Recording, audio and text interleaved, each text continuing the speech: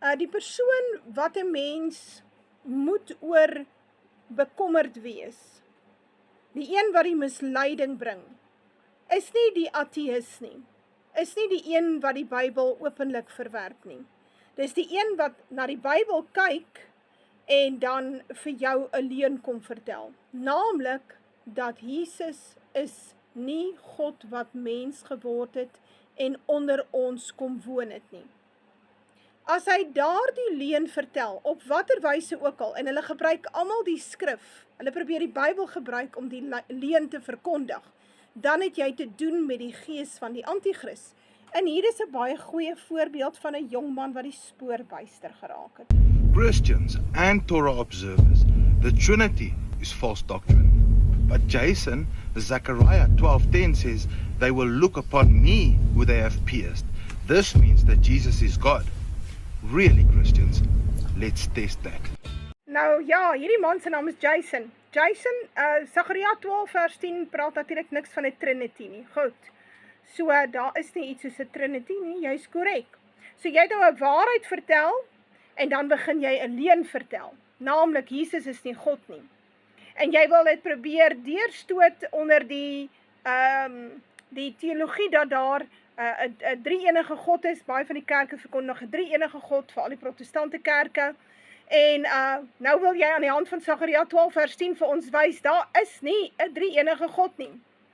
Nou ja, daar is nie 'n drie-enige God nie, daar's een God. Dis korrek, en Jesus is God.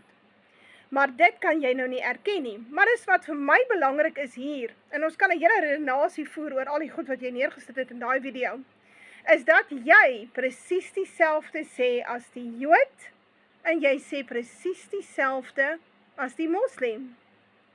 So, interessant, hoe is dit dan nou moontlik, dat jy in jou geloofswyse presies dieselfde sê, as die Jode, wat Jesus haat met 'n passie, en die Moslem, en ons weet almal hoe lyk hulle, wat dan ook gekant is teen Jesus is God. Baie interessant. So eintlik stel jy hierdie Christelike geloof, as hulle dan nou Jesus dan nou nie meer God maak nie, is dan gelykstaande aan die Moslem geloof, sowel as die Joodse geloof. Ons is nie meer spesiaal as hulle nie, want ons Jesus is nie God nie.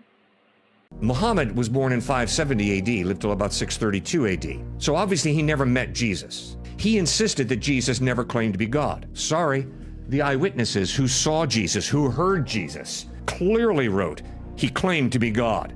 Now, who am I going to trust? Am I going to trust a guy who was born 570 years after the fact, who obviously never met Jesus? Or am I going to trust the eyewitnesses? Well, that's a no-brainer. Ja, die Moslem gaan so ver om te sê dat dat Allah het nooit 'n seun gehad nie. So, met die gevolg is hulle natuurlik ook nie 'n nuwe verbond nie. Maar wat interessant is, die Jode benader dit so bietjie vanuit 'n ander perspektief uit, maar sê dieselfde.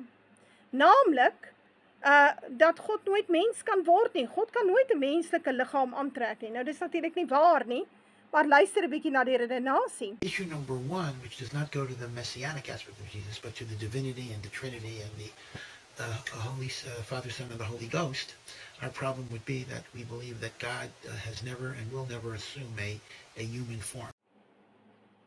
Nou ja, wat sê die skrif? 1 Johannes 4 vers 2, hieraan ken julle die gees van God. Elke gees wat bely dat Jesus Christus in die vlees gekom het, is uit God. En elke vlees wat nie bely dat Jesus Christus in die vlees gekom het nie, is nie uit God nie. En dit is die gees van die antichrist waarvan julle gehoor het en dat hy kom en hy is nou al in die wêreld. Die Bybel gaan so ver om die Jode 'n sinagoge van Satan te noem. En ons weet hoe laster hulle Jesus Christus en ons weet hoe verwerp hulle Jesus as God. So, Jason is besig met 'n baie gevaarlike speletjie. Ek laat my dink aan ou Japie van Sail. Interessant hoe die mans van hierdie boerevolk so de mekaar geraak het, dat hulle nie mooi kan verstaan wat in hulle Bybel staan nie. Baie interessant. Dis eintlik 'n skande. Jason, dis 'n skande.